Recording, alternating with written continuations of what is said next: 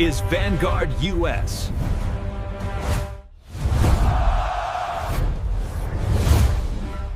Chỉ mất đúng 9 từ đề, Alexandria Ocasio-Cortez nhận ra mình vừa xúc phạm nhằm một quý ông miền Nam.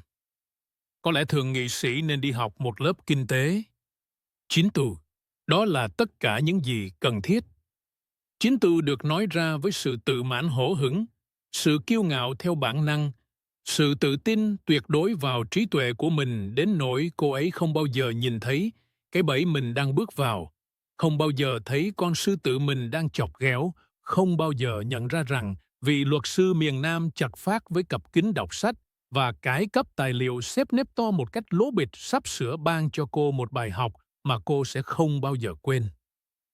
Nhưng tôi đang nói quá xa rồi. Hãy để tôi kể lại bối cảnh, vì chính bối cảnh sẽ khiến sự hủy diệt đó ngọt ngào hơn nhiều. Đó là một phiên điều trần chung của Thượng viện và Hạ viện về chính sách kinh tế và khả năng cạnh tranh của Mỹ. Một trong những màn trình diễn ở Washington thường chỉ tạo ra những câu nói sáo rộng và những luận điểm thiên vị. Phòng điều trần chật kín người. C-SPAN đã cho nhiều máy quay ghi hình, biết rằng với việc AOC điều trần về các đề xuất Green New Deal của cô ấy, những màn đối đầu gay gắt có thể sẽ xảy ra. Cô ngồi ở bàn nhân chung, được các thành viên biết đời ở khu vực khán đài phía sau hỗ trợ, trông giống hệt một nhà cách mạng trẻ tự tin.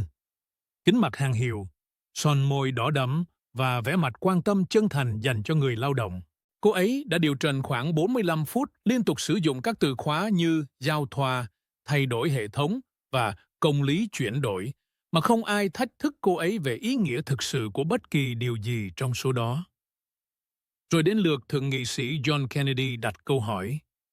Ông ngồi ở cuối ghế ủy ban, kính hai tròng đất trên mũi, sắp xếp giấy tờ từ một tập tài liệu xếp nếp dày một cách vô lý, trông như một đạo cụ trong một vở hài kịch. Ông trông giống như mọi luật sư miền Nam mà bạn từng thấy. Bô vest hơi nhăn nhúm, cà vạt hơi lệch một chút. Giọng Louisiana đặc sét khiến mỗi câu nói nghe như ông đang kể chuyện trên hiên nhà ở đâu đó. Dễ bị đánh giá thấp. Chết người khi coi thường. Thưa nữ nghị sĩ, ông bắt đầu, giọng nói thân thiện và tò mò. Tôi đã lắng nghe lời khai của bà về thỏa thuận xanh mới và tôi phải thừa nhận tôi hơi bối rối với một số con số. Kế hoạch của bà kêu gọi loại bỏ hoàn toàn việc sử dụng nhiên liệu hóa thạch trong vòng 10 năm, cải tạo mọi tòa nhà ở Mỹ và đảm bảo việc làm cho mọi người. Văn phòng Ngân sách Quốc hội ước tính chi phí khoảng 93.000 tỷ đô la trong một thập kỷ. Giờ đây, tổng GDP của Mỹ là khoảng 25.000 tỷ đô la mỗi năm. Vì vậy, tôi đang cố gắng hiểu. Đó là lúc cô ấy mắc sai lầm. AOC ngắt lời, giọng nói đầy vẻ khinh thường. Thưa thượng nghị sĩ, với tất cả sự tôn trọng, có lẽ ông nên tham gia một lớp kinh tế thay vì dựa vào những suy nghĩ lỗi thời từ những người đàn ông lớn tuổi ở miền Nam không hiểu lý thuyết kinh tế hiện đại. Các chi phí này là các khoản đầu tư, không phải là chi tiêu. Và thẳng thắn mà nói, kiểu phân tích đơn giản này chính là lý do tại sao chúng ta cần một lãnh đạo mới thực sự hiểu sự phức tạp của các hệ thống kinh tế đương đại. Cả phòng im lặng như tờ. Đầu mối phóng viên ngang lên khỏi điện thoại của họ. Các máy quay phóng to. Các thành viên biết đời trên khán đài thực sự trông có vẻ lo lắng. Họ biết danh tiếng của Kennedy, ngay cả khi AOC rõ ràng là không. Kennedy chậm rãi tháo kính đọc sách, đặt chúng xuống bàn phía trước với vẻ cẩn thận thái quá và mỉm cười. Nụ cười đó, bất cứ ai từng thấy John Kennedy tham vấn một nhân chứng thù địch đều biết nụ cười đó. Đó là nụ cười của một kẻ săn mới vừa nhận ra con mồi đã tự bước vào vùng sát thương. Ông để sự im lặng kéo dài. 5 giây. 10. 15. AOC dịch chuyển không thoải mái, có lẽ bắt đầu nhận ra mình đã tính toán sai. Chủ tịch ủy ban trông như muốn can thiệp, nhưng không biết làm thế nào. Cuối cùng, Kennedy lên tiếng, giọng nói vẫn ngọt ngào như mật. Chà, nữ nghị sĩ bà thật hào phóng khi đưa ra lời khuyên giáo dục. Rất tử tế, tôi đánh giá cao điều đó. Ông ngừng lại, nụ cười càng nở rộng. Thực ra, tôi đã học một số lớp kinh tế tại Đại học Vanderbilt, nơi tôi tốt nghiệp với bằng danh dự. Sau đó là tại trường luật Đại học Virginia, nơi tôi học kinh tế hiến pháp và chính sách kinh tế. Và sau đó tại Đại học Oxford, nơi tôi là học giả Rhodes và học dưới sự hướng dẫn của giáo sư John Well cùng nhiều người khác. Người đàn ông xuất sắc. Thực sự hiểu lý thuyết kinh tế của mình. Một khoảng lặng khác, ông cầm một tài liệu từ chồng giấy tờ của mình lên. Bà đã học kinh tế tại Đại học Boston. Đúng không? Quan hệ quốc tế và kinh tế, tôi tin là vậy. Bà đã học thế nào trong các lớp kinh tế của mình? Tôi chỉ tò mò thôi, vì bà đang đề nghị giáo dục tôi. Mắt AOC bắt đầu đỏ bừng, nhưng Kennedy vẫn chưa dừng lại. You're absolutely spot on about one thing. I am an old Southern man, guilty as charged, and I do rely on some old-fashioned thinking. Things like basic arithmetic, supply and demand, the relationship between incentives and outcomes. Yeah, those sorts of outdated concepts. He opened up his accordion file, and papers spilled all across his desk. Now, since you think I need some educating, why don't you educate me, Kerry? Let's go through your Green New Deal, line by line. I've got questions. I've got your own statements, lots of them. And I've got a whole mess of facts right here that I reckon might surprise you. Kennedy looked directly into the C-SPAN camera. Folks watching at home, what you're about to witness is what happens when ideology meets arithmetic, when confidence meets competence, when a bartender who took some economics classes at BEU tries to lecture a Rhodes Scholar economist. Stay with me. This is going to be educational. He turned back to AOC, and his expression changed. That folksy charm was still there, but underneath, there was something sharp and dangerous. So, let's begin your education, Congresswoman. Kennedy settled back in his chair, the very picture of Southern comfort. But his eyes were sharp as he pulled out the first section of documents. Now, Congresswoman, before we go discussing your plan to revolutionize the entire American economy, I'm curious about something. See, you talk a whole lot about income inequality, about the rich not paying their fair share, about working-class struggles, and I respect that. Those are important issues, truly. But I'm having a little trouble reconciling your message with your lifestyle. Now, maybe you can help this old Southern man understand the nuance I'm missing. He pulled out a large photo. He had it displayed on the screen right behind him. September 13th, 2021. The Met Gala. You attended, wearing a custom dress that said, "Tax the Rich" in big red letters across the back. A powerful statement. Very on-brand indeed. The dress was designed by Brothers, a luxury brand. Now, you've said the dress was borrowed and the ticket was gifted, which is mighty convenient. But let's talk about that ticket. Kennedy pulled out a financial document. Now, tickets to the Met Gala cost $35,000. $35,000, that's more than many Americans make in 8 months of full-time work. And you attended this event, one of the most exclusive, elitist gatherings in the world, surrounded by billionaires and millionaires, celebrities, and designer gowns worth hundreds of thousands of dollars. All of it just to make a statement about taxing the rich. He looked up, genuinely puzzled. Now, help me understand the economics of that.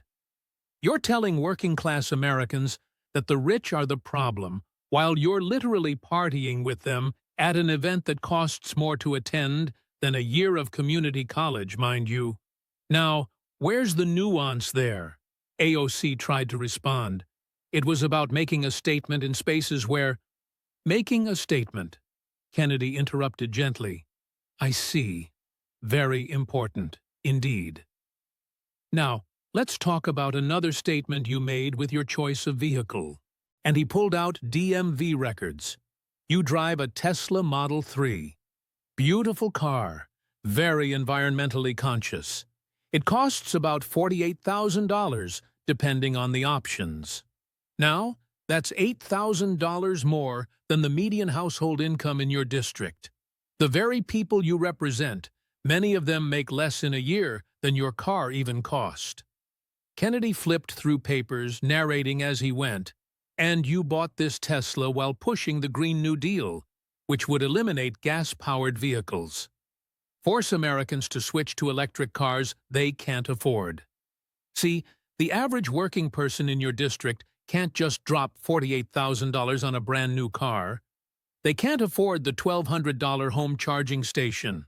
They certainly can't afford the higher electricity bills that come with charging an EV. He looked up, all innocence. "But you can. You already have the Tesla, so your Green New Deal works great for you. But what about that single mom working 2 jobs who needs a 10-year-old Honda Civic to get to work? Now, where does she get $48,000? Or should she just take the bus and arrive late to both jobs?" The audience was riveted. Kennedy's tone was still friendly, still curious, but the questions were landing like body blows. "Now, speaking of where you live," Kennedy continued, pulling out rental agreements. "You currently reside in a luxury apartment building in the Navy Yard neighborhood of Washington, D.C. Beautiful area, very trendy. Your rent is $300 to $400 per month." He did the math out loud, slowly. "That's $4,800 per year just for rent. Now, you know what the average rent in the Bronx is? The area you represent? About $1,800 a month. You're paying almost double to live in luxury in D.C. while representing people who struggle to make any rent at all." Kennedy pulled out expense reports, held them up. "And let's talk about your dining habits.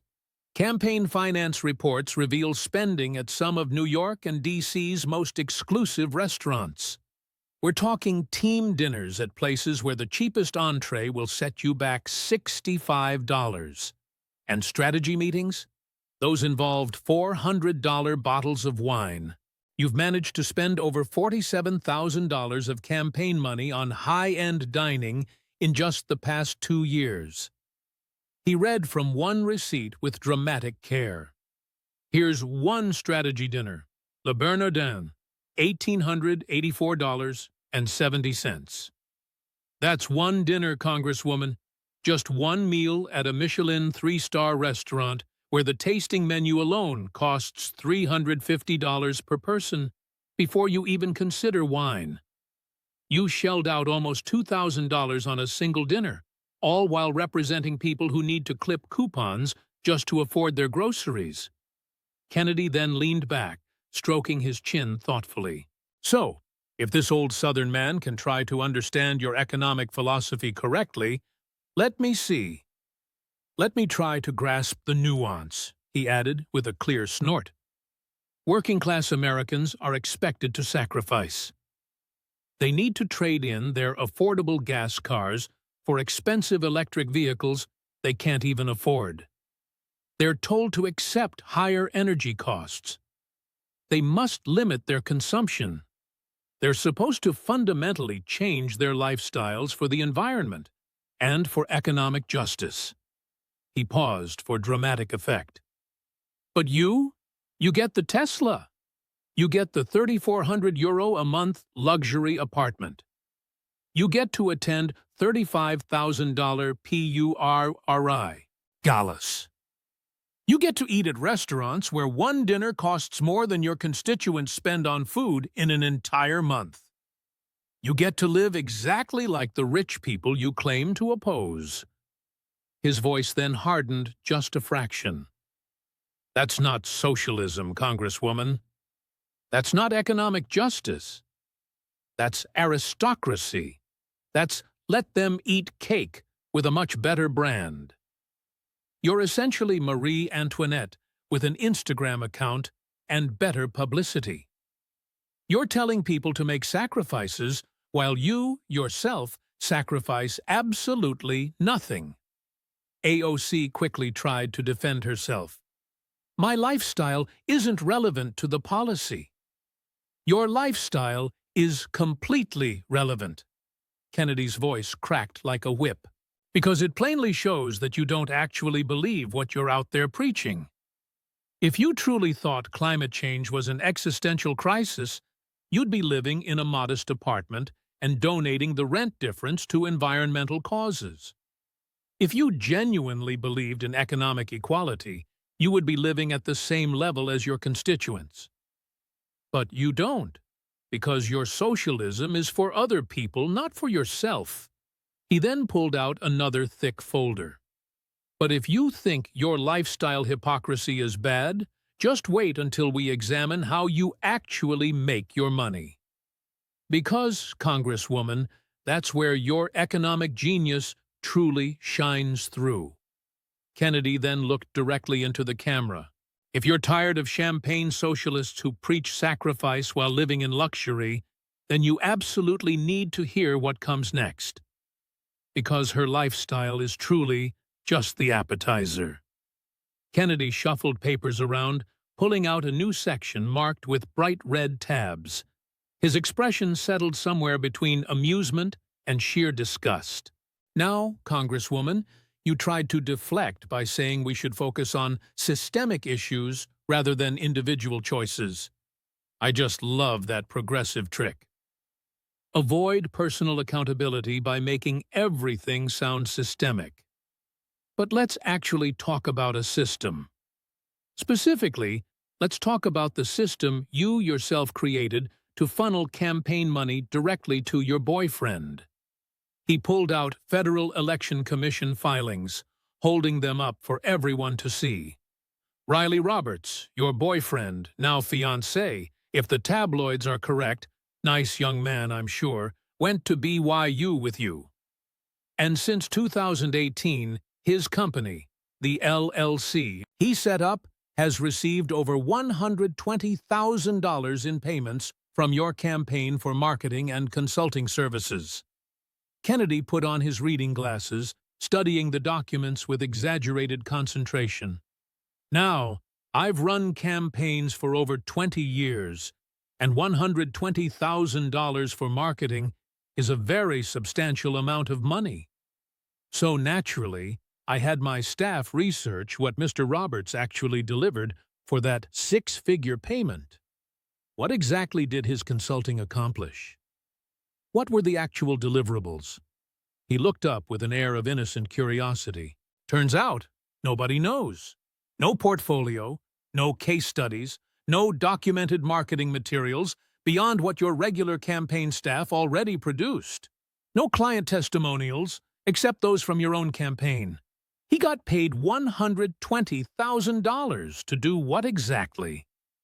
Help you pick Instagram filters? Proofread your tweets? Tell you which selfie angle works best? Scattered laughter erupted from the conservative side of the gallery. AOC's face was visibly turning crimson.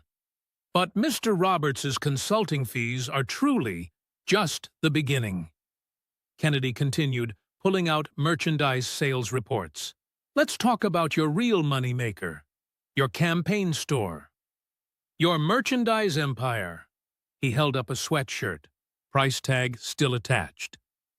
Tax the Rich sweatshirt.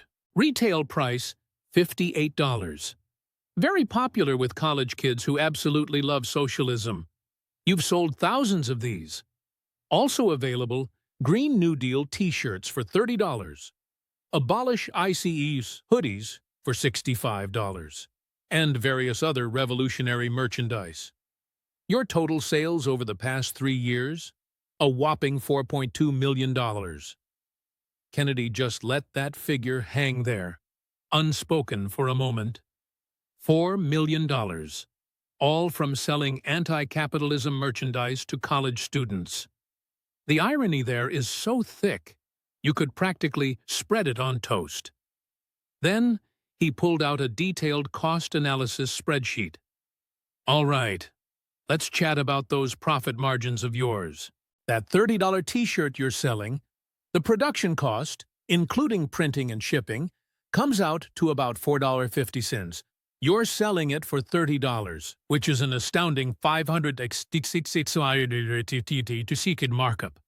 Honestly, your profit margins are better than most Fortune 500 companies achieve. You are, quite literally, the capitalist pig dog your own slogans preach against. Kennedy leaned in closer, his voice absolutely dripping with sarcasm. And where exactly are these revolutionary garments being manufactured? Well, isn't that just fascinating?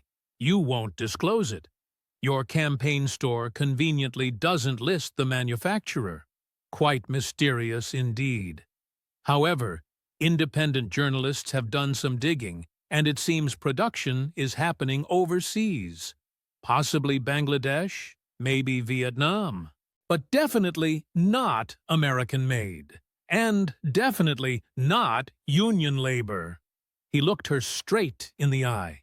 So, just to quickly sum up your business model, you're pulling in capitalist-level profit margins, selling socialist merchandise, all of it made by underpaid foreign workers. And you're doing this all while actively attacking American capitalism and constantly preaching about workers' rights. Did I get that right? AOC tried to jump in, but Kennedy simply raised a finger. Oh, I'm far from finished with your financial genius. Now, let's take a peek at how your campaign chooses to spend its money. He then pulled out a stack of detailed expense reports. Your campaign has shelled out over $310,000 on luxury hotels and high-end restaurants in just the past 2 years. Look, I get that campaigns have expenses, but let me read some specific entries because they're quite illuminating. Kennedy put on his reading glasses once more, speaking slowly and deliberately. A team dinner at Per Se, $1,103. That, for the record, is one of New York's most expensive restaurants. Their tasting menu alone is $350 per person. A strategy meeting at Blue Hill, $1,240. Yet another fine dining establishment right here in Manhattan. A campaign retreat at a luxury resort. $47,000 for a single weekend for your staff. First-class airfare for travel. $89,000 over 1 year, when Coach would have been perfectly fine. And accommodations in 5-star hotels. $24,000 when Holiday Inns are readily available. He then set the papers down and looked up at her. You spent more on just one dinner at Per Se than many of your constituents spend on groceries in 2 whole months. You also spent more on a single weekend campaign retreat than the average American family earns in an entire year. And you did all of this while constantly preaching about economic justice and lambasting the wealthy for their excess. Kennedy then pulled out his calculator and crunched some numbers. Here's what truly bothers me. If you had simply chosen mid-range hotels instead of those luxury ones, if you had flown Coach instead of first class, if you had held your strategy meetings at Applebee's instead of Michelin-starred restaurants, your campaign could have saved approximately $267,000 over 2 years. Do you know what you could actually do with $267,000 in a district suffering from widespread poverty? You could fund scholarships, job training programs, small business grants. You could genuinely help people. His voice suddenly hardened. But you didn't do that. You chose luxury instead. You chose excess. You chose to live exactly like the wealthy elites you constantly criticize. Because your socialism, it's clearly a brand, not a genuine belief system. Kennedy then shifted gears, pulling out an entirely new document. Now, let's revisit your economics education, since that's what you offered to provide me. You claimed I didn't understand modern economic theory. So, let's just do some really basic math here. And I mean truly basic. The kind they teach right there in high school. He then displayed a chart on the screen for everyone to see. Your Green New Deal proposes spending a staggering $93 trillion over the next 10 years. That's not my number, by the way. That's the Congressional Budget Office's own estimate. $93 trillion. Let's try to put that into some perspective. The entire U.S. GDP, everything America produces in a single year, is roughly $25 trillion. So, your plan would end up costing roughly 37% of the total U.S. economic output for an entire decade. Kennedy then did the math on a whiteboard, saying, as he wrote, "Now, you insist we'll pay for it by taxing the rich." Okay, let's actually look at that claim. The total wealth of all U.S. billionaires combined is approximately $5 trillion. If we actually confiscated, not taxed, but confiscated, every single penny from every billionaire in America, liquidated all their assets, took absolutely everything, we would get $5 trillion. He circled the numbers on the board. Your plan, again, costs $93 trillion. Confiscating all billionaire wealth nets us $5 trillion. You are a staggering $88 trillion short. That, Congresswoman, is not just a rounding error. That is, quite simply, a mathematical impossibility. Kennedy then turned to face her directly. So, please, educate me. Utilize your modern economic theory. Explain how you intend to pay for a $93 trillion plan when seizing all billionaire wealth only gets you $5 trillion. Show me the nuance I'm supposedly missing. Walk me through the complexity of it all. Silence. AOC opened her mouth, then closed it again. She just shuffled some papers. Kennedy's voice softened. That's okay.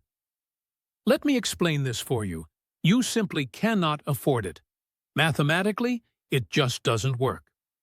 You've thrown out a number that sounds groundbreaking and thrilling to anyone who hasn't grasped basic arithmetic. Yet, anyone with a grasp of fourth-grade math can instantly tell it's unfeasible. He collected his documents.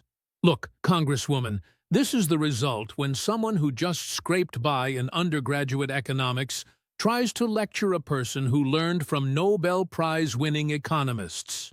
You don't seem to grasp fundamental ideas like scarcity, trade-offs, or how taxes connect to revenue. What you do understand is merchandising. You understand branding. You definitely know how to pay your boyfriend using campaign money. And you understand capitalism perfectly well when you're the one making a profit. Kennedy's tone sharpened. You told me I needed an economics class. Congresswoman, what you need is a lesson in basic math, honesty, and how to spot hypocrisy when you're living it daily. He pulled out another huge folder. But if you believe your economic ignorance is bad, just wait until we look at the actual consequences of your policies in the real world. Let's discuss what happened when people actually took your advice. Let's talk about Amazon. He gazed into the camera. If you believe politicians should understand basic math before suggesting multi-trillion-dollar plans, then you absolutely need to hear what's coming next. Because we're going to see what AOC's economic brilliance actually looks like when it collides with reality. Kennedy's expression changed from amusement to something much more serious. Real anger mingled with deep disappointment. He retrieved a thick folder labeled Amazon HQ2 Economic Impact Analysis. Congresswoman, you tried to shift the conversation to your achievements, and you've repeatedly called killing the Amazon HQ2 deal in Queens your proudest moment. You celebrated it. You labeled it a win against corporate greed. You claimed you were shielding your community from gentrification and exploitation. He opened the folder, and his voice took on a harder edge. So, let's scrutinize your grand victory. Let's really see what you accomplished, because I believe the people of Queens deserve to understand what their representative truly cost them. Kennedy showed an economic impact study on the screen. In November 2018, Amazon declared they would construct their second headquarters in Long Island City, Queens. This agreement promised 25,000 jobs over a decade to 15 years. The average salary was $150,000. The total economic impact over 10 years was projected to be $27 billion. The city and state offered $3 billion in tax incentives, which seems like a huge amount, until you consider the net tax revenue would still come out to $18 billion. 3 different economists, one liberal, one conservative, and one independent, all studied the deal and reached the identical conclusion. It was an enormous win for New York. He took out job projections. But it wasn't only 25,000 direct Amazon jobs. The economic ripple effect was expected to generate an additional 67,000 indirect jobs. This included construction workers putting up the buildings, restaurant staff serving the employees, retail workers in all the new stores that would open, service industry positions, and countless small business opportunities. That's 75,000 total jobs created by just one project. Kennedy lifted his gaze from his papers, his voice heavy with emotion. And you destroyed it. You orchestrated protests. You pressured politicians. You called Amazon a greedy corporation that wasn't worthy of New York. And they walked away. They took the deal to Virginia instead. Virginia gained the jobs. Virginia gained the tax revenue. Virginia gained the economic growth. And Queens was left with you. He brought up a video player, queuing up testimony.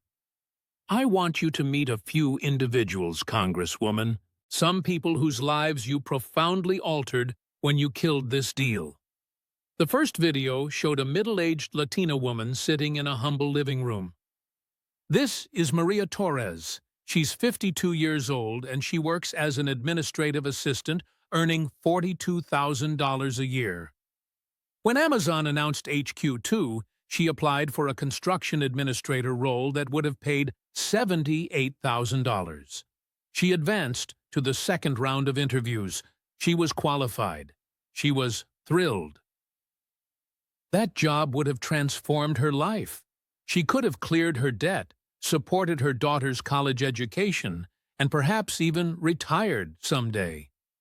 Kennedy paused the video.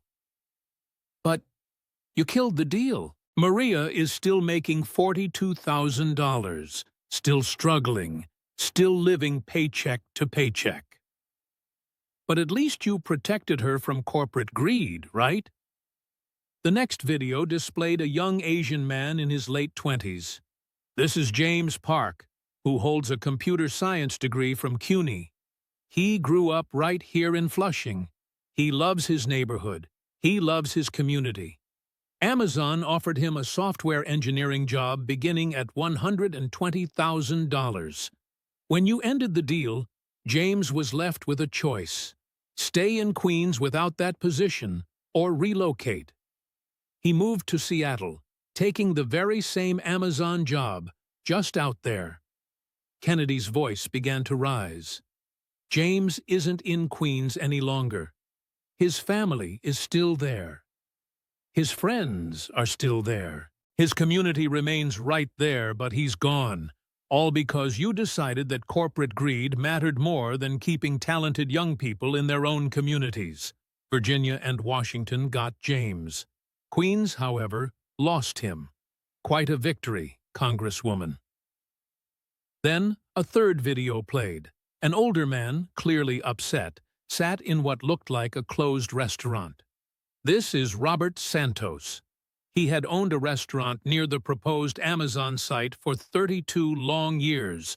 When Amazon announced the project, Robert immediately saw opportunity.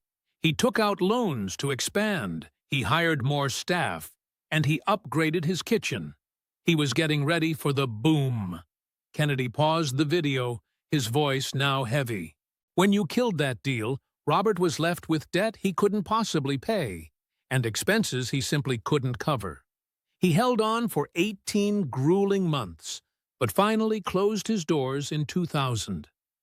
32 years in business, a family legacy, all gone because you simply didn't understand that sometimes business growth actually helps working people.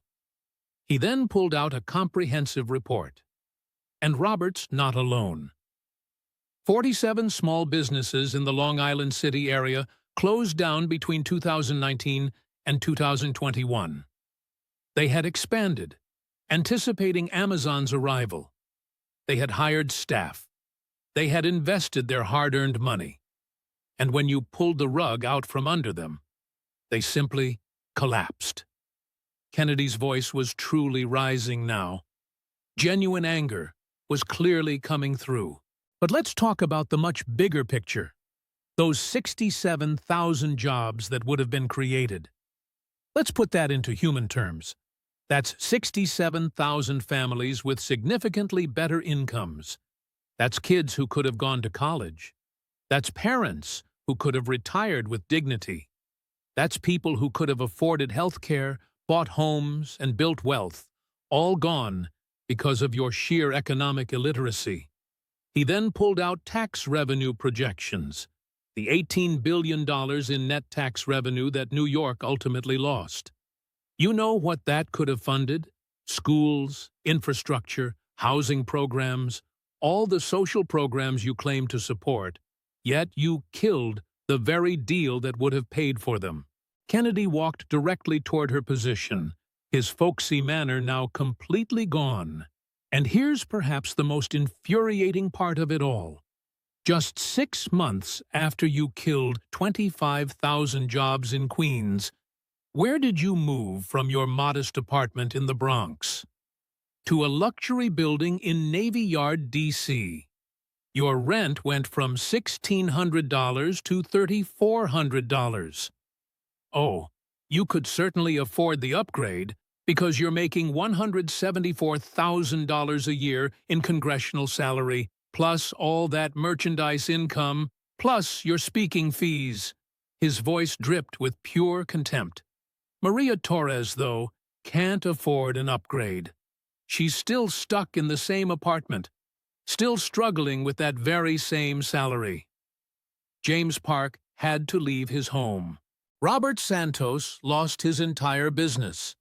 But you're doing absolutely fantastic, living in luxury, driving your Tesla, attending galas. The consequences of your decisions simply don't affect you at all.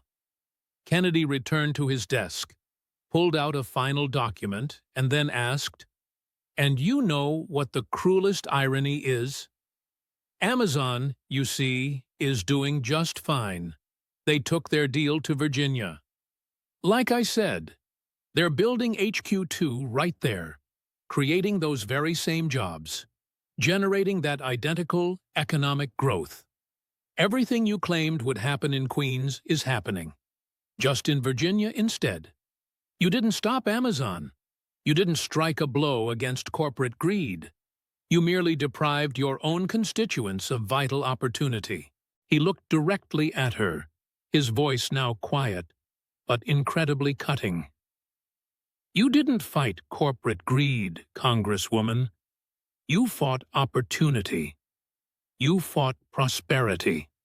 You fought working-class families who were simply trying to get ahead.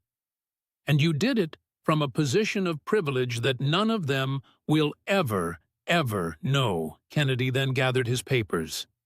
Those 25,000 jobs are real jobs right now in Virginia, making $150,000 a year, supporting families and creating vital opportunities. And every single one of them could have been right there in Queens. They could have been your constituents. They could have been Maria and James and all the families of people who shopped at Robert's restaurant. His voice rose to a dramatic crescendo. But you decided that ideology was far more important than true opportunity.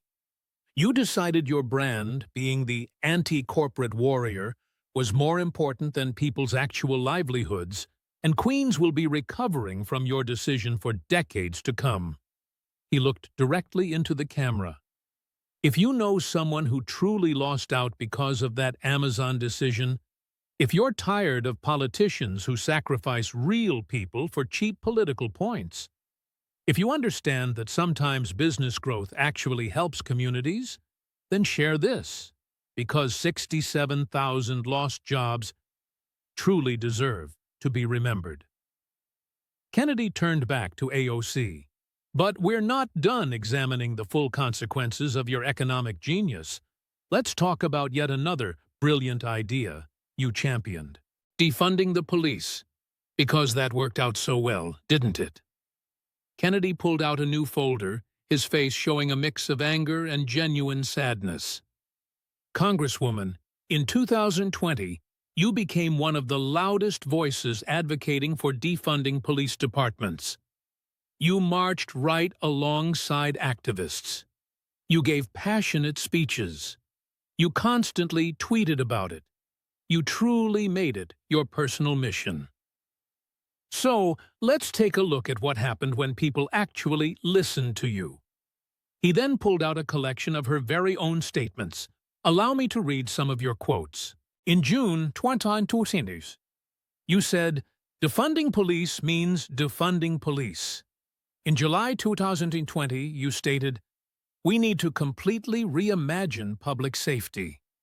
And in August 2020, you declared, "Police departments are inherently violent institutions." These quotes aren't being taken out of context. These represent your actual positions, your beliefs, and your policy advocacy. Kennedy then showed crime statistics on the screen. New York City actually listened to you. In June 2020, the City Council voted to cut the NYPD's budget by a massive $1 billion. Yes, $1 billion. You celebrated that. You even called it a victory for justice. So, let's examine the real cost of that supposed victory. He read from NYPD crime statistics, but he narrated them like personal stories. In 2019, before any cuts, New York had 319 murders. By 2020, right after you defunded the police, that number tragically jumped to 468. That's an additional 149 murders. That isn't just a cold statistic, Congresswoman. That represents 149 families who lost someone dear to them. 149 funerals were held. 149 lives were abruptly ended because the very police department you gutted couldn't protect them. Kennedy's voice started to grow heavier. Shootings alarmingly doubled from 77 to 1,531. Grand larceny, which is serious theft, increased by 66%. Burglaries were up by 42%. Felony assaults saw a 17% rise. Every single major crime category showed an increase. The city became noticeably and significantly less safe, all thanks to the policies you championed. He then pulled out several letters, holding them up for everyone to see. I have direct testimony from people who were directly affected by this. Let me read just one to you. Kennedy's voice was thick with emotion as he began reading. Dear Senator Kennedy, my name is Carmen Ramirez. I live in the South Bronx, right in Congresswoman Ocasio-Cortez's district. On March 15, 2021, my 19-year-old son, Marcus, was walking home from his job at a grocery store. Two men suddenly tried to rob him. He had only $47 in his pocket, which were his tips from that night. They shot him for just $47. I called 911 at 10:47 p.m. The police finally arrived at 11:10 p.m. That's 23 agonizing minutes. Before the budget cuts, the average response time in my neighborhood was 8 minutes. Just 8 minutes. If they'd arrived in 8 minutes, maybe Marcus would still be alive today. Maybe I would still have my son here with me. Maybe I would still have grandchildren someday. But Congresswoman Ocasio-Cortez said we absolutely needed to defund the police. She confidently said we would actually be safer. She was completely wrong. My son is dead, and she has never even bothered to call me. The entire hearing room fell into an absolute silence. Kennedy carefully sat the letter back down. Carmen wrote that letter 6 months ago. You still haven't called her. You still haven't acknowledged Marcus's death. Yet you've made dozens of Instagram videos about police violence. It's quite funny how that works, isn't it? He then pulled out yet another letter. This one is from David Chen. He owned a grocery store in Flushing for 40 long years. After the budget cuts and the resulting officer shortages, his store was robbed 3 separate times in 2021. Each time, the police took over an hour to respond. Each time, he asked for increased patrols in the area. Each time, he was simply told there weren't enough officers available. In December 2021, he finally closed his beloved store. It became too dangerous and far too expensive to maintain security without proper police support. 40 years of dedicated service to his community just gone. Kennedy looked up, his voice now sounding very hard. But here is where your hypocrisy truly reaches obscene levels. He then pulled out security expenditure reports. While you were busy defunding the police for regular New Yorkers, how much did taxpayers actually spend protecting you? Let me tell you, Capitol Police protection when you're in D.C. cost $387,000 in 2021 alone. Plus, NYPD security detail when you visit New York cost another $120,000. That's over $500,000 in public money specifically protecting you, all while you actively strip protection away from your constituents. Kennedy then pulled out Capitol Police request logs, stating, "And you haven't just accepted that protection passively. You've actively requested additional security 17 times in just 2 years, for things like protests outside your office, for mean tweets, and for online threats. Every single time you feel unsafe, you immediately ask for more police protection." His voice then rose with righteous anger. Let me just make sure I understand this situation correctly. When you're scared, you get armed police officers at your side. When Carmen Ramirez's son is simply walking home from work, he gets a 23-minute response time and eventually a funeral. When you face online harassment, you get a dedicated security detail. When David Chen's store is being robbed, he gets an automated recording telling him officers are unavailable. You get protection, but working-class people in high-crime neighborhoods get reimagined public safety. Kennedy stood up, walking directly toward her. What exactly does reimagined public safety mean to Carmen Ramirez? It means she is burying her son. And what does it mean to David Chen? It means he is closing his business for good. So, what does that mean for the thousands of New Yorkers who've been victimized by this crime surge? Well, it means longer response times, fewer police officers on the street, and the harsh reality that their elected representative cares more about making political statements than they do about their safety. Kennedy then pulled out some comparative data. And you know what's really interesting? In wealthy neighborhoods across New York, specifically where your donors and celebrities live, they just went ahead and hired private security when you defunded the police. Crime barely increased there. But in poorer, working-class communities, crime absolutely exploded because they simply couldn't afford private security. They relied on public police. The very police you gutted. Kennedy's voice then became sharp, almost cutting. So, your defund policy created a 2-tiered system. Rich people get private security. Poor people, they get crime.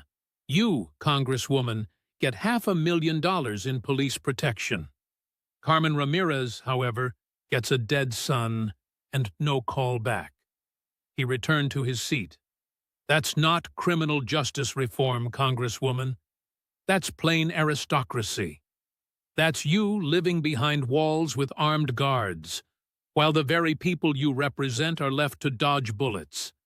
And then you have the nerve to lecture people about privilege and systemic injustice. Kennedy then looked directly into the camera. If rising crime has affected you or someone you love, if you're tired of politicians who demand security for themselves while taking it away from you, if Marcus Ramirez deserves better than being ignored, then share this everywhere. He turned back to AOC. But I want to talk about one more example of your moral bankruptcy, because it really shows who you really are, better than anything else. Now, let's talk about your grandmother.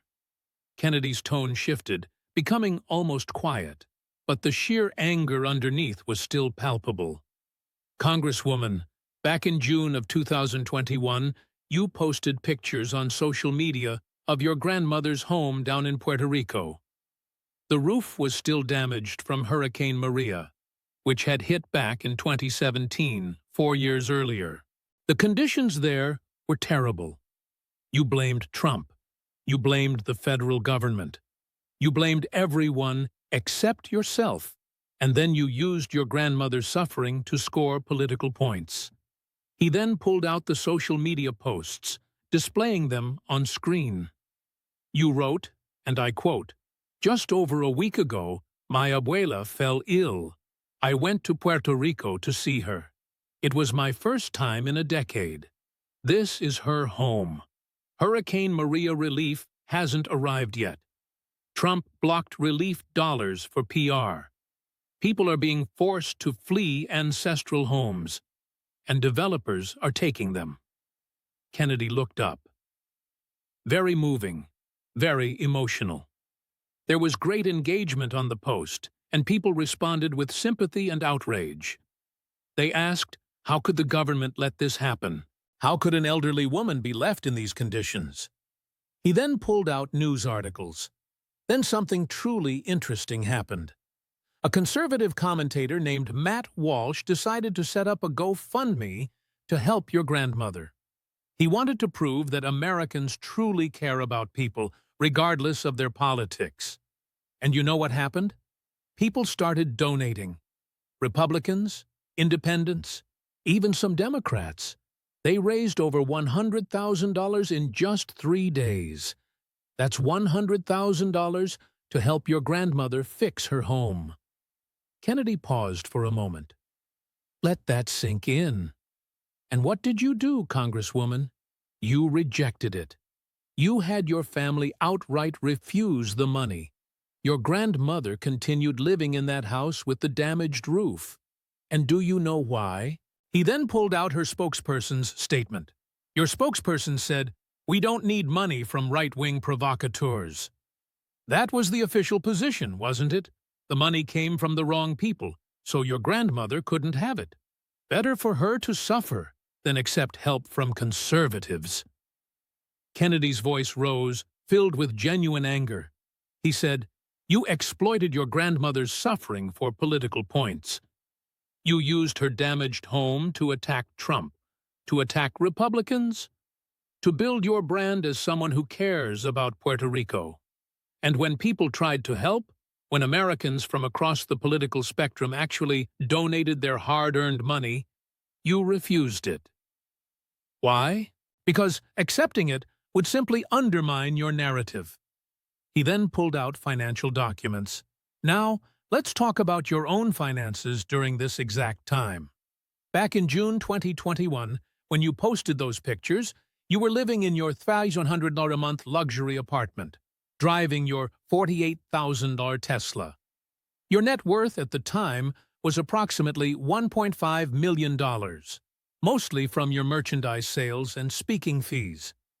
Your grandmother, meanwhile, needed maybe $30,000 to fix her roof and make her house livable. Kennedy did the math right there on screen. You made $174,000 in congressional salary that year. You also made approximately $800,000 from merchandise and speaking fees. You had $1.5 million in net worth. Your grandmother needed just $30,000. That's a mere 2% of your net worth. You could have easily written a check. You could have fixed it yourself. You could have quietly helped your own family. His voice then became sharp. But you didn't, did you? You didn't help her. Instead, you just exploited her suffering for social media engagement. You took her damaged home and turned it into a weapon against your political rivals. Then, when those very rivals offered assistance, you rejected it on her behalf simply because their help might tarnish your image. Kennedy then pulled out a series of timeline documents. And here's the truly disturbing part. For months, you continued to post about your grandmother's struggles. You featured her in countless speeches on Puerto Rico, climate change, and government failures. Yet you conveniently omitted that $100,000 had been raised and then turned down. You never once indicated that help was even available. Instead, you just kept exploiting her pain. He stared directly at AOC, his face clearly showing his disgust. So, let me just recap. You leveraged your grandmother's suffering for political gain, and when people offered to help, you rejected them because they belonged to the wrong political party. You allowed her to remain in deplorable conditions while you enjoyed a life of luxury. And you did all this while constantly professing your concern for the vulnerable, for family, and for community. Kennedy's voice then dropped, taking on a dangerous edge. Congresswoman, that's not politics. That's sociopathy. That's using your own grandmother as a mere prop. That's prioritizing your brand above her well-being. That's picking political advantage over your family. And it reveals to everyone exactly who you truly are. He pulled out one last document. Eventually, about 6 months later, your grandmother's roof was quietly fixed. There was no press release from you, no social media buzz, just a silent repair.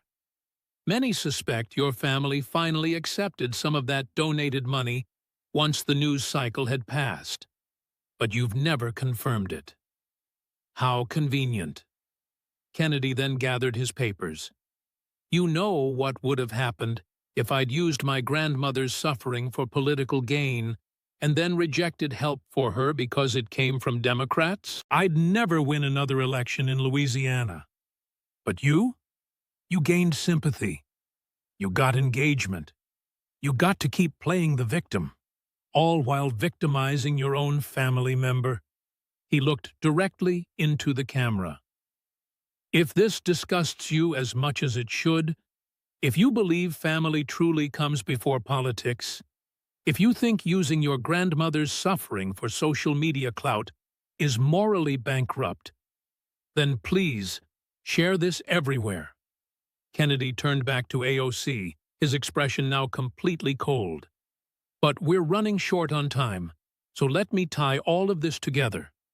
Allow me to give you the education you so generously offered me. Let me show you what real economics truly looks like. And let me explain why everything you believe is fundamentally flawed. Kennedy stood up, buttoned his jacket, and walked purposefully to the center of the hearing room. His entire demeanor had shifted dramatically. Gone was the folksy charm, the Southern gentleman act. This was a prosecutor, delivering his final closing argument. Congresswoman, earlier in this hearing, you suggested I take an economics class. You implied that I'm too old, too Southern, too uneducated to grasp your modern economic theories. You explicitly stated, I rely on outdated thinking and don't grasp contemporary economic systems. He paused, looking directly at her. So, allow me to return the favor. Let me educate you, not with trendy buzzwords and empty slogans, but with genuine economic principles, with logic, with arithmetic, and with reality. Kennedy then pulled out his comprehensive notes. At its core, economics isn't actually that complicated. It's all about trade-offs. Resources are inherently scarce. Time is always limited. Every single choice we make comes with an opportunity cost. When you decide to spend money on one item, you simply can't spend it on something else. When you put one policy into action, you must also accept its consequences. These aren't just abstract theories. These are fundamental realities of how our world operates. He then displayed a simple chart. You want to dedicate $93 trillion to the Green New Deal. All right, for the sake of discussion, let's just accept that figure. Where exactly does that kind of money come from? You suggest we tax the rich. We've already established that's mathematically impossible. Seizing all billionaire wealth would net you $5 trillion, not the $93 trillion you're talking about. So, let's examine what would realistically happen. Kennedy walked to a whiteboard and began writing. To generate $93 trillion over 10 years, the federal government would need to increase its annual revenue by $9.3 trillion. Currently, federal revenue sits around $4.5 trillion. This means you'd need to more than triple our current tax revenue. That translates to tax rates rising for everyone across all income levels, not just the wealthy.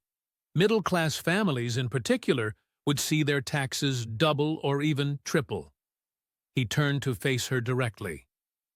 Now, what exactly happens when you triple taxes? Basic economics, the kind taught at respected universities like Vanderbilt and Oxford, informs us that excessively high tax rates inevitably stifle economic activity. People tend to work less when they get to keep a smaller portion of their earnings. Businesses, likewise, invest less when their profits face heavier taxation. Consequently, economic growth slows down significantly, or even grinds to a complete halt. Kennedy continued writing more numbers. When economic growth decelerates, tax revenue actually shrinks, rather than growing.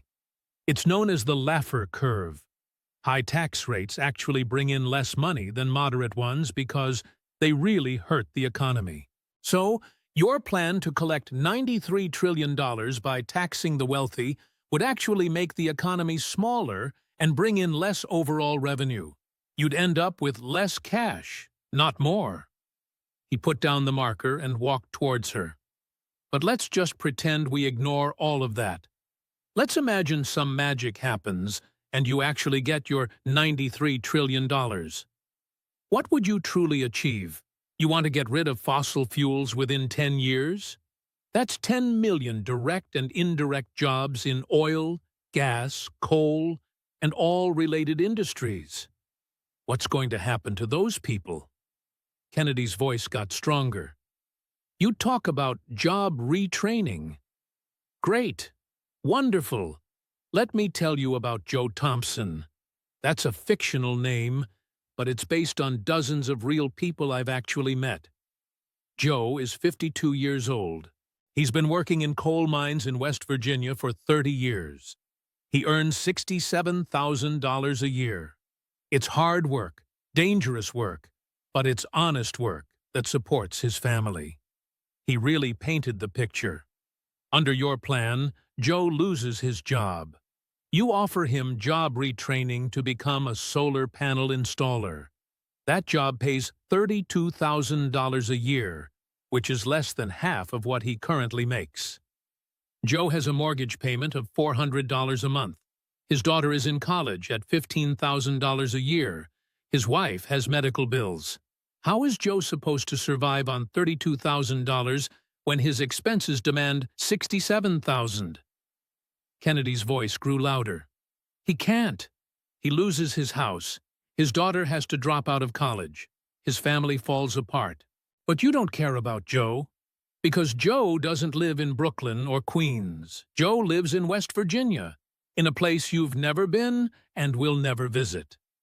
Joe is just collateral damage in your revolution. He pulled out even more data. And Joe is just one of 10 million. 10 million people whose jobs you'd eliminate. 10 million families you'd destroy. All for a plan that wouldn't even achieve its goals because China, India, and developing nations would keep using fossil fuels, making the American sacrifice totally pointless. Kennedy walked to another part of the board. But let's talk about your other brilliant policy, defunding the police. You saw what happened in New York. Crime skyrocketed. Response times went way up. People died. Basic economics easily explains why. When you decrease the supply of something, in this case, police protection, and demand stays the same, you end up with shortages, longer response times, less coverage, and more crime. He turned to face her. The people who suffer the most from less police protection are poor people in high-crime neighborhoods. Rich people can just hire private security. They're fine. But working-class families who rely on public police services, they truly suffer. That's just basic economics. You cut down on the supply, created a shortage, and the poorest people were the ones who paid the price. Kennedy's voice became sharp. Now, let's discuss Amazon. You messed up a deal that would have created 67,000 jobs and generated $27 billion in economic growth. You called it corporate greed, saying the tax incentives were corporate welfare. Let me explain why you're completely wrong. He wrote on the board again. Amazon would have contributed $27 billion in total economic value over 10 years. New York offered $3 billion in tax incentives. That's a net benefit of $24 billion. That's not welfare. That's an investment that gives an 800% return. No investor anywhere would pass up that deal. Kennedy looked at her. But you don't understand investment. You don't understand that sometimes you give up a little short-term revenue to get massive long-term growth. You see $3 billion in tax breaks and instantly think giveaway, without grasping the $27 billion you'd get back. That's not economics. That's economic illiteracy. He went back to his seat and took out his detailed notes. Let me tell you about my economics education, since you suggested I needed one. Kennedy's voice became formal and professional. I studied economics at Vanderbilt University, where I learned about supply and demand, market equilibrium, and how price signals help allocate resources. I graduated with honors.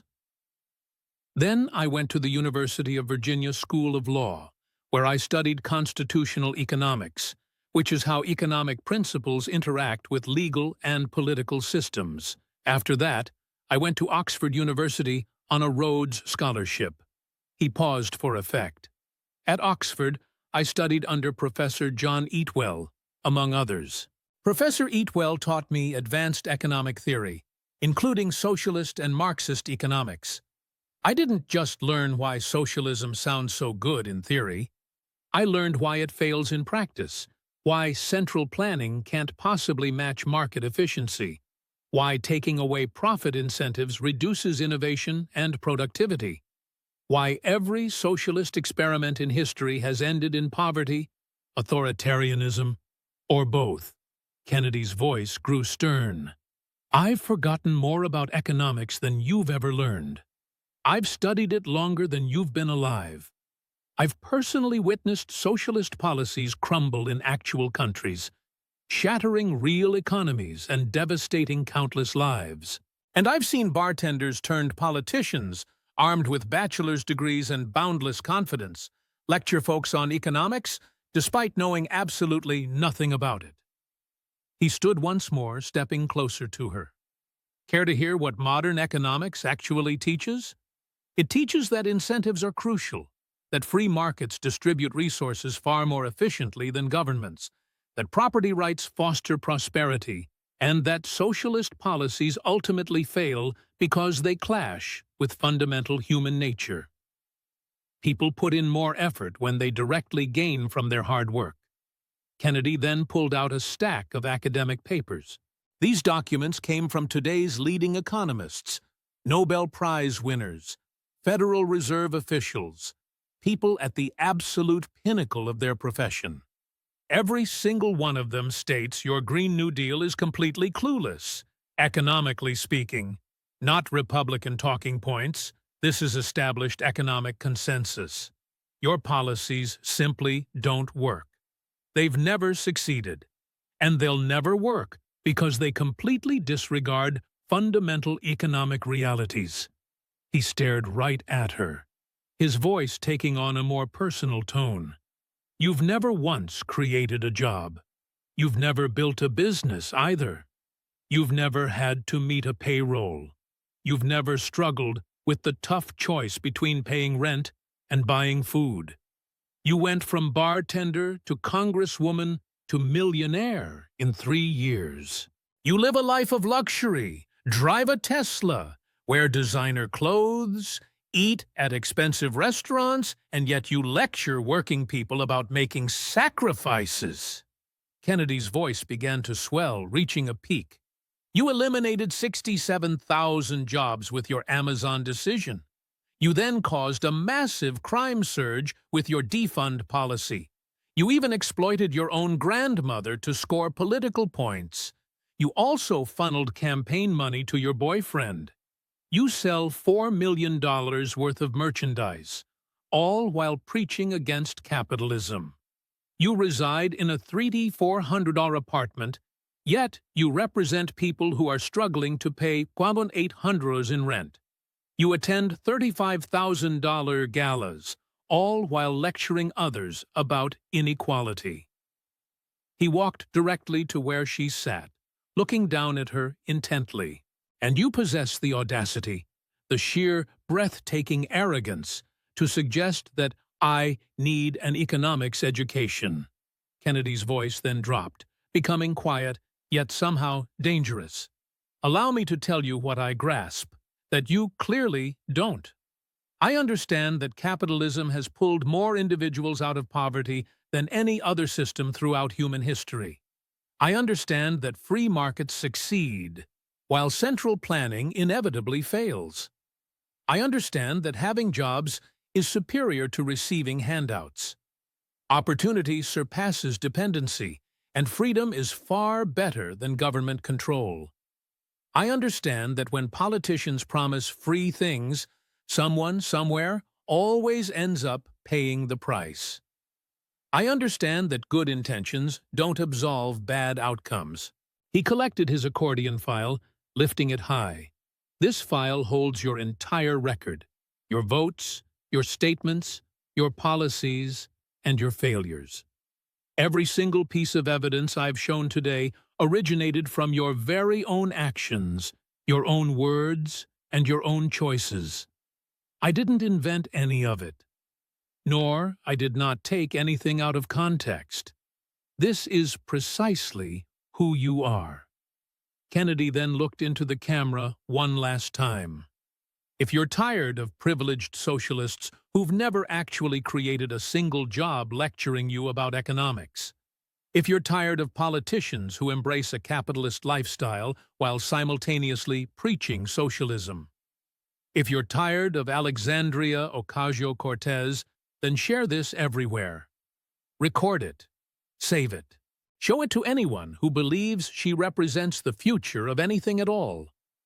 Because Americans truly deserve better than a congresswoman who misunderstands economics, struggles with basic math, and can't tell the difference between an empty slogan and a real solution.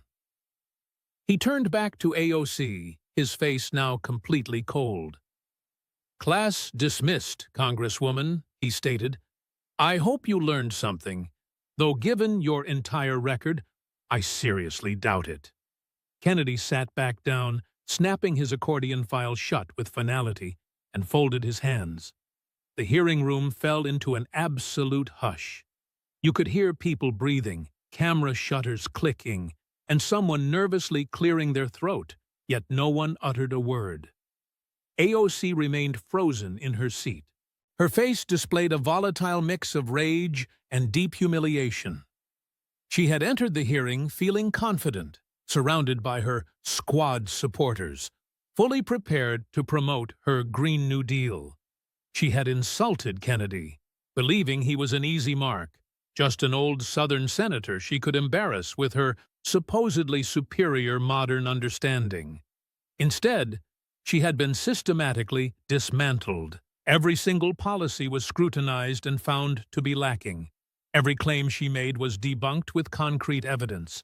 Every defense she offered was demolished by undeniable facts. Her lifestyle hypocrisy was glaringly exposed. Her economic illiteracy was laid bare for all to see. Her moral bankruptcy was thoroughly documented. The committee chairman then cleared his throat. "Congresswoman Ocasio-Cortez," he asked, "would you care to respond to Senator Kennedy's questions?" She opened her mouth, then closed it, and tried once more. Nothing coherent managed to come out. She frantically shuffled through papers, desperately searching for talking points. But what could she possibly say? Everything Kennedy had presented was thoroughly documented. Her own words, her own votes, her own financial records, all public information. This is clearly a partisan attack. She finally managed to speak, her voice shaking.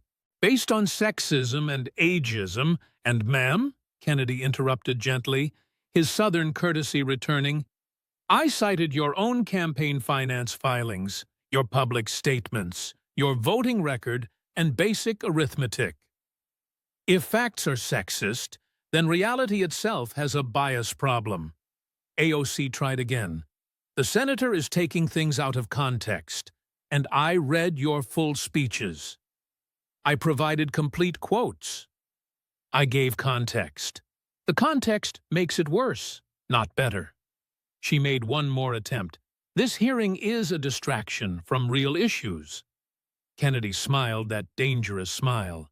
"The real issues are economic literacy, honest government, and understanding that policies have consequences. We just spent 2 hours on real issues. Very real. Painfully real for the 67,000 people who didn't get Amazon jobs, and for Carmen Ramirez, who lost her son." AOC stood abruptly, gathered her papers with shaking hands, and walked out. She didn't wait to be dismissed. She didn't make a closing statement. She just left her squad supporters scrambling after her, the cameras capturing every moment of her retreat. The hearing room erupted.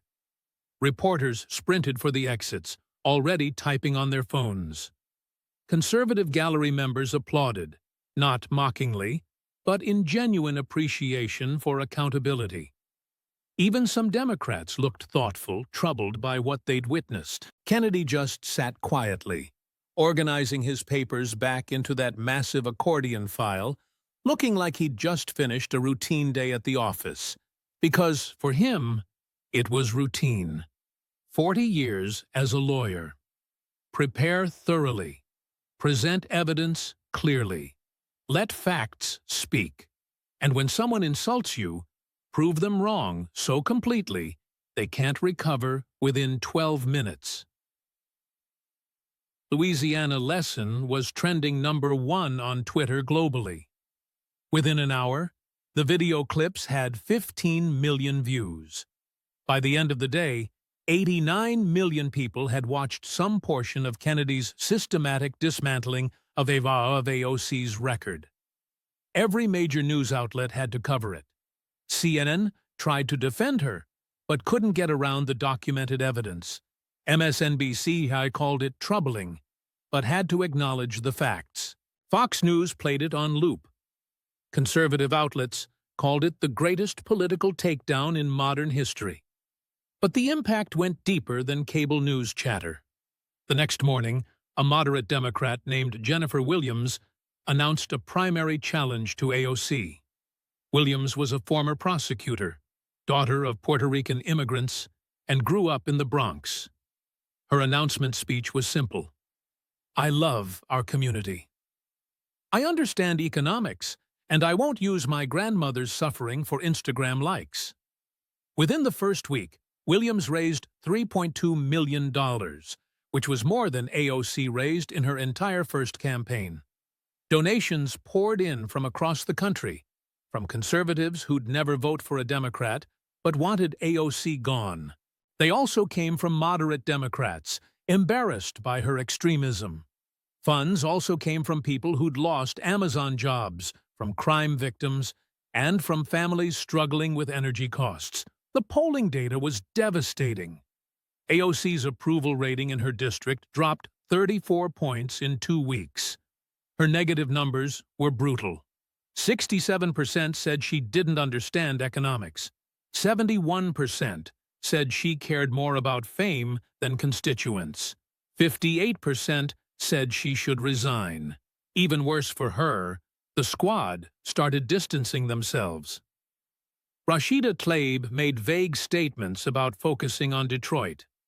Ayanna Pressley suddenly had scheduling conflicts when asked to campaign with AOC. Even Ilhan Omar, not exactly known for political wisdom herself, quietly stopped mentioning her. National Democratic leadership saw the writing on the wall. They privately asked AOC to step back from high-profile positions. When she refused, they stripped her of committee assignments, citing the need for members who understood policy details. Her media appearances quickly dried up. Cable news stopped booking her. The Kennedy hearing had exposed her too thoroughly, making her too much of a liability. Political shows didn't want guests who could be destroyed with basic fact-checking. Even friendly outlets became cautious. Her merchandise empire collapsed. It turns out people don't want to buy "Tax the Rich" sweatshirts from someone exposed as a champagne socialist. Sales dropped 87% within a month. Her campaign had to lay off staff. They couldn't afford the fancy offices and had to scale back operations dramatically. Speaking fees plummeted from $40,000 per appearance to just $5,000, and even those dried up as organizations realized she was more liability than draw. Her luxury apartment became unaffordable.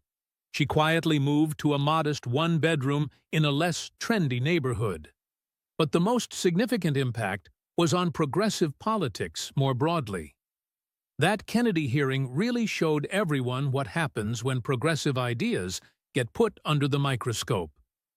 When catchy slogans ran into hard facts and overconfident opinions met solid evidence, other progressive politicians began to dial back their stances.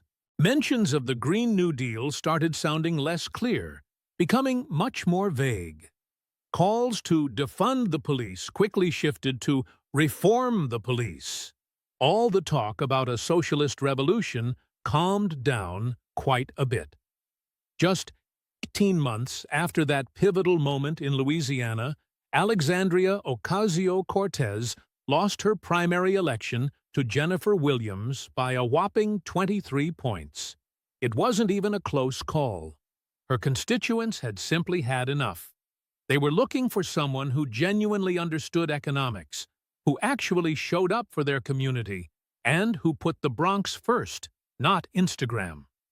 Today, AOC is no longer serving in Congress.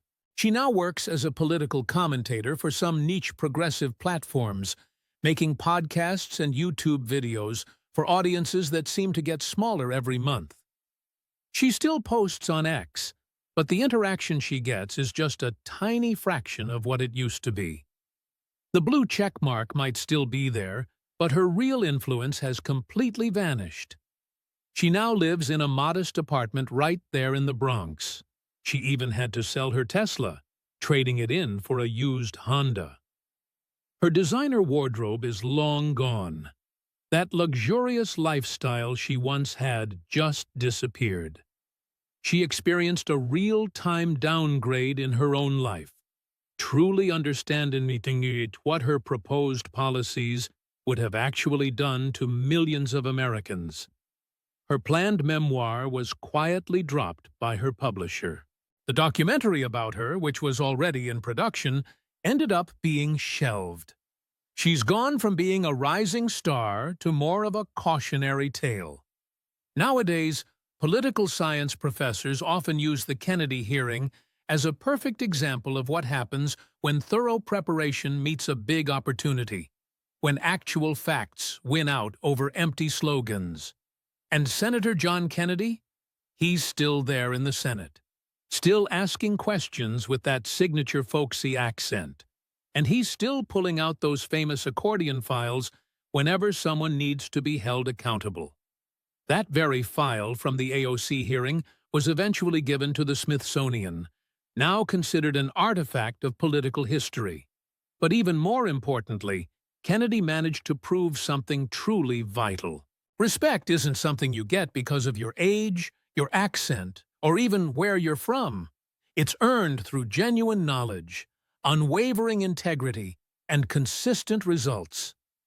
And if you're missing all three of those things, it's probably best not to insult someone who clearly has them. That accordion file truly became legendary around Washington.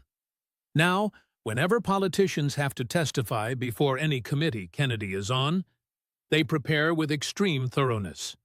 They double-check every single fact. They meticulously verify all their numbers.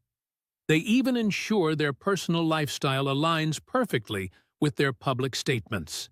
Because absolutely no one wants to end up being the next AOC.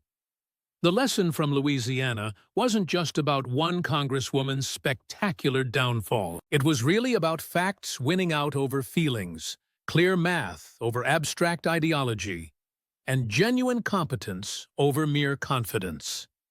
It highlighted the crucial understanding that you simply can't spend money you don't possess, no matter how good your intentions might be.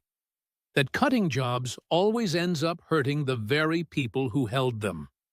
That pulling funds from the police often results in an increase in crime.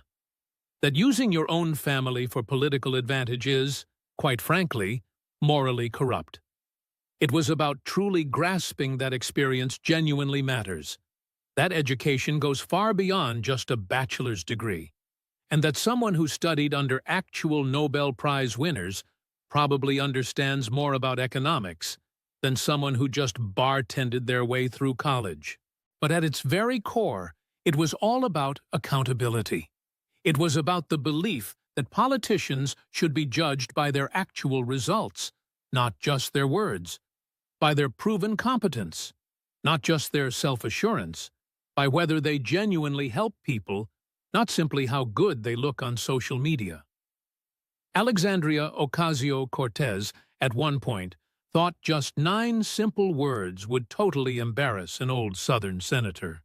Those words were, perhaps the senator should take an economics class. 9 words, delivered with such casual disdain, such undeserved arrogance, and an absolute certainty that she was smarter than everyone else in the room. She was dead wrong.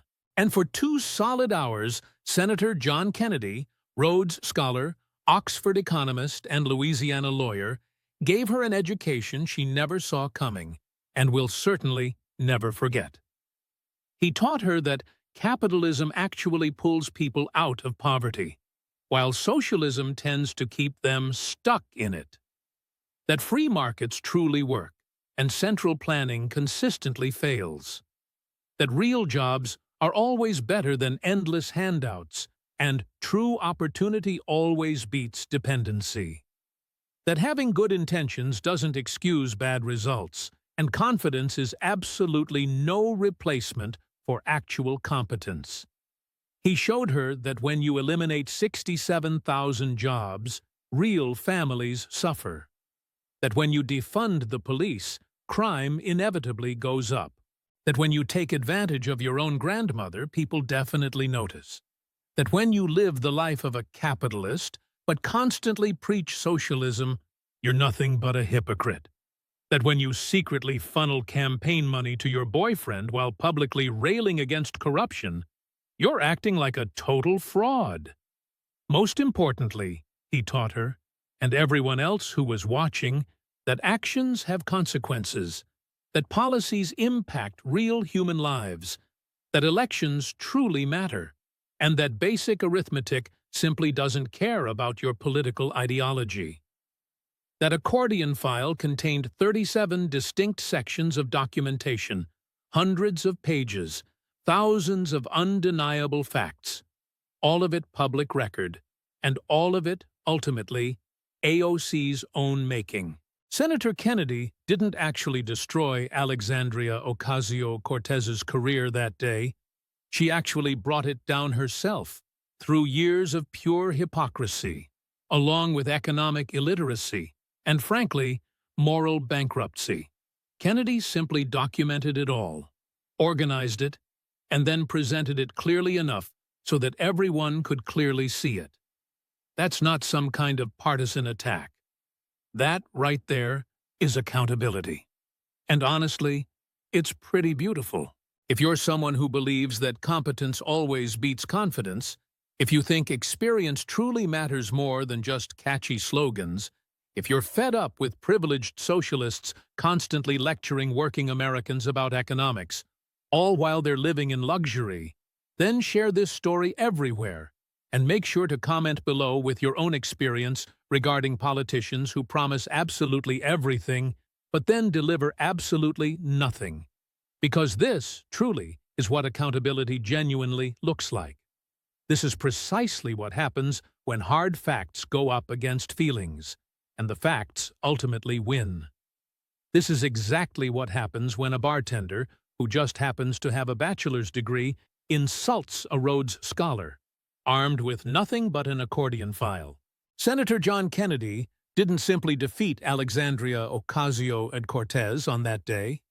He truly reminded America that we absolutely don't have to put up with economic illiteracy, blatant moral hypocrisy, and even confident ignorance from our very own representatives. We have every right to demand better. We can certainly expect more from them. We can hold them accountable. And when they try to insult us, or insult those who actually represent us, well, we can educate them right back, ourselves. That's not being simple-minded at all. No, that's truly American. Class dismissed.